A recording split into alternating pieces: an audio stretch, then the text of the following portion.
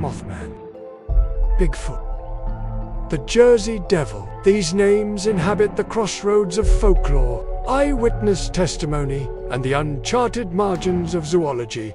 Tonight, we delve into their domain, the realm of cryptids.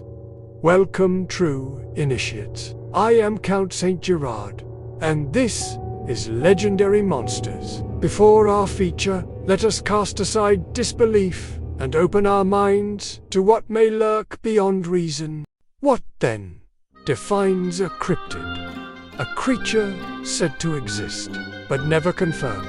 A rumor wrapped in footprints, blurry photos and midnight whispers, a shadow that science hasn't caught, yet folklore never forgets.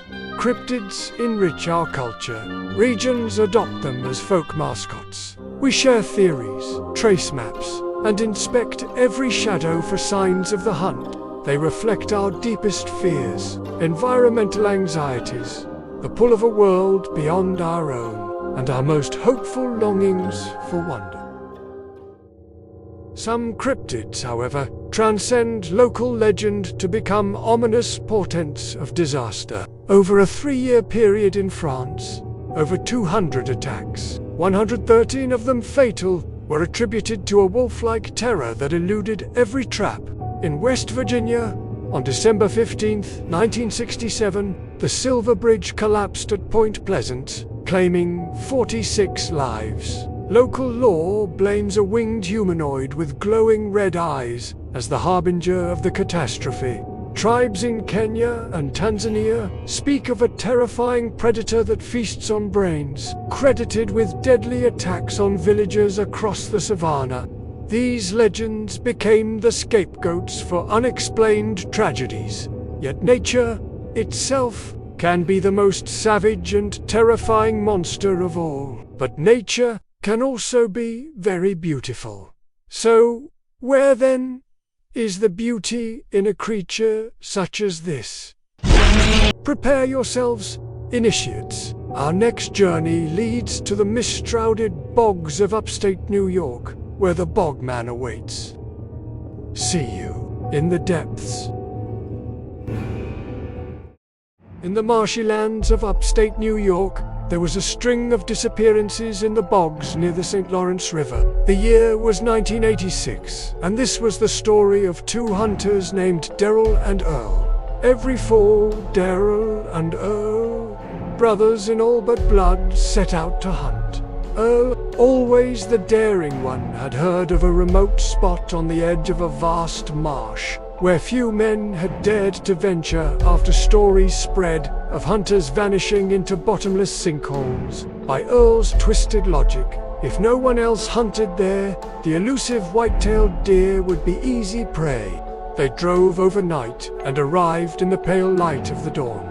Just as Earl had described, the marsh teemed with deer. Daryl even managed a shot, but the wounded deer limped away. Undeterred, they camped for the weekend, nursing their bruised pride with cheap beer and false hopes. Despite a lingering hangover, the next morning they set out at sunrise, determined to score a kill.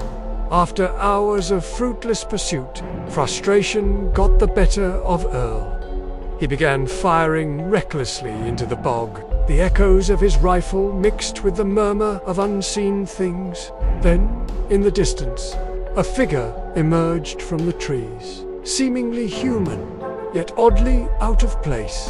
Daryl called for caution, urging Earl to hold his fire, but Earl dismissed his concerns as drunken paranoia. Resigned, the pair returned to camp, whispering promises that tomorrow would be different. That night, amid the clamor of chirping crickets and rustling tents, Daryl awoke to the sound of breaking branches and a deep, unsettling sloshing from the bog.